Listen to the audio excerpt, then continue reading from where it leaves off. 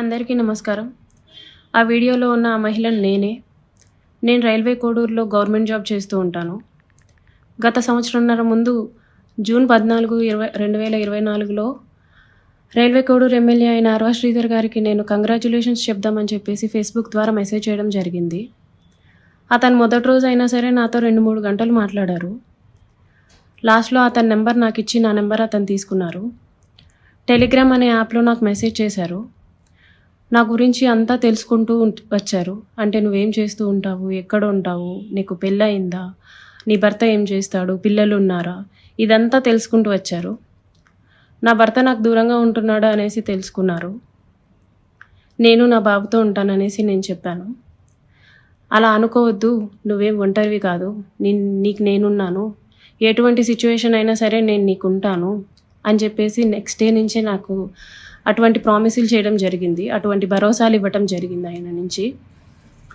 సరే అని చెప్పేసి నేను నార్మల్గానే మాట్లాడుతూ వచ్చాను. ఒక 2 రోజుల తర్వాత ఆయన నా న్యూడ్స్ అడగడం స్టార్ట్ చేశారు. వీడియో కాల్స్ చేయని చెప్పేసి బలవంతం చేయడం స్టార్ట్ చేశారు. ఇదంతా కరెక్ట్ కాదండి అనేసి నేను అన్నప్పుడు అతను చాలా ఫాస్ట్గా టర్న్ అయిపోయి సీరియస్ అయిపోయి నన్ను బెదిరించడం జరిగింది. ఇది నా కోడూరు, నా నియోజకవర్గం, నువ్వు ఒక చిన్న ఎంప్లాయీవి, నీకు ట్రాన్స్ఫర్ చేయాలన్నా సరే నేనే దిక్కు, నీ మీద ఎంక్వైరీలు వేయిస్తాను, నీ కొడుకు నువ్వు ఒక్కరే ఉంటారు, జాగ్రత్త మరి చూసుకో అని చెప్పేసి బెదిరించడం జరిగింది. అయినా కూడా నేను న్యూస్ పంపలేదు. కానీ దాని తర్వాత నుంచి కలుద్దామని చెప్పేసి నన్ను చాలా టార్చర్ చేయడం జరిగింది. కలుస్తావా లేదా అని చెప్పేసి బెదిరించడం జరిగింది. నేను కలవను అని చెప్పేసి జూన్ 14 నుంచి ఒక 20 రోజుల దాకా నేను అసలు కలవను అని చెప్పేసి భయపడుతూనే చెప్పాను. భయపడుతూనే నేను ఇగ్నోర్ చేస్తూ వచ్చాను. ఆయన ఒకసారి అన్నారు, నీ కొడుకు నువ్వు ఒంటరిగా ఉంటారు, చూసుకో, నీ కొడుకు ఏమైనా అయితే నన్ను అడగద్దు అనేసి భయపెట్టడం జరిగింది. సరే అని చెప్పేసి నేను జూలై 9, 2024లో ఫస్ట్ టైం కలిశాను అతన్ని. ఆయనే వచ్చేసి కారులో మా ఇంటి దగ్గరికి వచ్చి పిక్ చేసుకొని కడప రూట్ వెళ్దాం, కడప దాకా వెళ్దాం అనేసి చెప్పారు. ఏం మాట్లాడాలి అనేసి నేను అడిగాను. ఏమొద్దు, ఏం మాట్లాడద్దు, కడప దాకా వెళ్దాం అనేసి చెప్పారు. కడప దాకా వెళ్ళకుండానే రాజంపేట దగ్గర ఏదో పల్లె దగ్గర ఆపేశారు. మొత్తం డార్క్గా ఉంది ప్లేసు. ఎందుకండి ఆపారు అనేసరికి నాకు నువ్వు సెక్షువల్గా కావాలి అనేసి అడిగారు. లేదండి, నేను సెక్షువల్గా కుదరదు, నేను అలాంటి దాన్ని కాదు అనేసి చెప్పాను. నేను అలా చెప్పేలోపే నా ప్రైవేట్ పార్ట్స్ని టచ్ చేయటం, నన్ను బలవంతంగా దగ్గరికి తీసుకోవడం లాంటివి జరిగాయి. నేను కార్ డోర్ ఓపెన్ చేయడానికి ట్రై చేశాను. అతను నా జుట్టు పట్టుకొని వెనక్కి లాగేసి నన్ను గట్టిగా కొట్టారు. 2-3 సార్లు కొట్టారు. చాలా గట్టిగా కొట్టి కార్ సీట్ని అడ్జస్ట్ చేసేసి నా మీదకి వచ్చేసి నన్ను చాలా బలవంతంగా రేప్ చేయడం జరిగింది. నేను అరవడానికి ట్రై చేస్తుంటే నన్ను చాలా గట్టిగానే కొడుతూ వచ్చారు. అలా నా మీద ఫస్ట్ అటెంప్ట్ జరిగింది. నన్ను ఇంటి దగ్గర డ్రాప్ చేసి నేను దిగుతున్న టైంలో, నువ్వు ఈ విషయం ఎవరికైనా చెప్పినా సరే నువ్వు కొలాప్స్ అయిపోతావు, నీ ఫ్యామిలీ కొలాప్స్ అయిపోతుంది, స్పాయిల్ చేసిస్తాను అని చెప్పేసి నాకు చెప్పడం జరిగింది. నేను ఆ భయంతో నేను ఇంటికి వెళ్ళిపోయాను. నేను మా బాబే ఉంటాము. నెక్స్ట్ డే కూడా ఆయన కలుద్దాం, మాట్లాడాలి అని చెప్పేసి బెదిరిస్తూ వచ్చారు.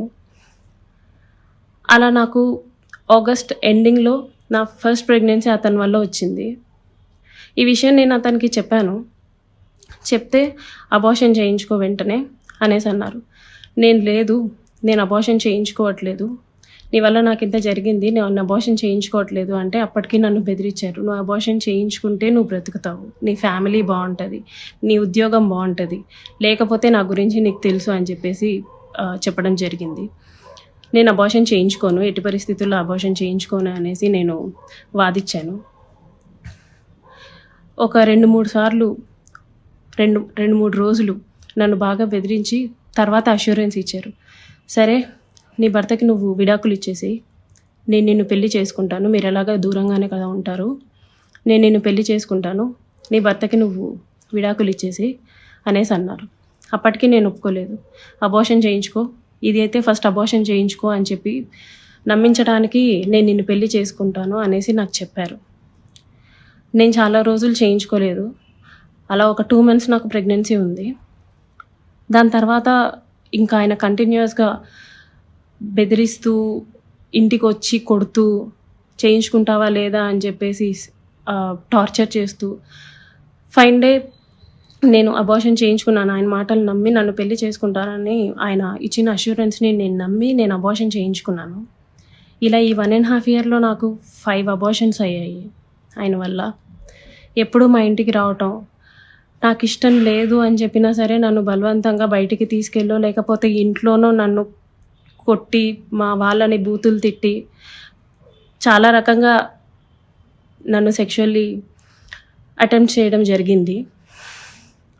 నాకు తెలియని విషయం ఏంటంటే, ఆయన నాకు తెలియకుండా మా వాళ్ళ నెంబర్స్, మా వాళ్ళ కాంటాక్ట్ డీటెయిల్స్, ఇంటి అడ్రస్లు ఇవన్నీ కనుక్కొని నా భర్తకి కాల్ చేసి, నువ్వు ఆ పిల్లకి విడాకులు ఇవ్వాలి, విడాకులు ఖచ్చితంగా ఇవ్వాలి, లేకపోతే నిన్ను, నీ ఫ్యామిలీని, నీ కొడుకుని ఎవరిని వదలను, అందరినీ చంపేస్తాను అనేసి బెదిరించడం జరిగిందంట. ఇది నాకు తెలీదు, ఈ విషయం నాకు తెలీదు. నా భర్త నన్ను తర్వాత కాల్ చేసి అసలు ఏం జరుగుతుంది అక్కడ అనేసి అన్నారు. ఇలా జరుగుతుంది అనేసి నేను మా ఇంట్లో వాళ్ళకి చెప్పాను. ఇలా రోజు ఇంటికి వస్తున్నాడు, నన్ను కొడుతున్నాడు, నన్ను టార్చర్ చేస్తున్నాడు, ఫిజికల్లీ నన్ను చాలా వాడుకుంటున్నాడు అనేసి నేను చెప్పి ఏడ్చాను. వాళ్ళందరూ నాకు దూరం అయిపోయారు. నీ ఇష్టం వచ్చింది నువ్వు చేసుకో అనేసి నన్ను తిట్టేసి నాకు చాలా దూరం అయిపోయారు. మేము ఇంకా నీతో మాట్లాడడం అని చెప్పి నన్ను వదిలేయడం జరిగింది. ఇదంతా ఆయన ప్లాన్డ్గానే చేసినట్టున్నారు. మా వాళ్ళందరినీ నాకు దూరం చేయాలి అన్న ఒక ఉద్దేశంతో చేసినట్టున్నారు. వాళ్ళందరూ నన్ను దూరంగా వదిలేశారు. మా ఆయన మా బాబుని తీసుకెళ్ళిపోయాడు. నేను ఒక్కదాన్నే ఉంటూ వచ్చాను. గత 6 నెలలుగా నేను ఒక్కదాన్నే ఉంటూ వచ్చాను. నేను నా ఒంటరితనాన్ని, నాకు పేరెంట్స్ లేరు, అమ్మ నాన్న లేరు అడగడానికి, చేయడానికి. అమ్మ నాన్న లేరు. అతను నాకు అష్యూరెన్స్ ఇస్తూనే వచ్చాడు, మ్యారేజ్ చేసుకుంటాను ఎక్సెట్రా అని చెప్పి. ఇలా వీళ్ళందరూ దూరం అయిపోయి నా గురించి ఎవ్వరు అడగడానికి కూడా లేరు అని ఆయనకి ఒక క్లారిటీ వచ్చిన తర్వాత ఈ 1.5 ఇయర్ నాతో ఉండి నన్ను ఇష్టం వచ్చినట్టు సెక్షువల్లీ వాడుకొని, లిటరల్లీ నన్ను కొట్టి బలవంతంగా చాలా అంటే చాలాసార్లు చేసి January 7, 2026 ఒక 20 days ముందు, నేను నిన్ను పెళ్లి చేసుకోను, నువ్వేం చేసుకుంటావో చేసుకో, నీ ఇష్టం వచ్చింది చేసుకో, నీ దిక్కున్న చోటు చెప్పుకో, నీ గురించి ఎవడొస్తాడో నేను చూస్తాను, నేను మాట్లాడతాను అనేసి నాకు చెప్పడం జరిగిందండి.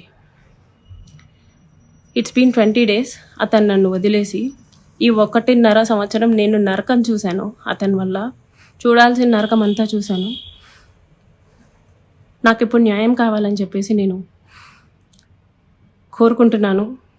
వీడియో నచ్చితే లైక్ చేయండి, షేర్ చేయండి, ఛానల్ని సబ్స్క్రైబ్ చేసుకోండి. Thanks for watching.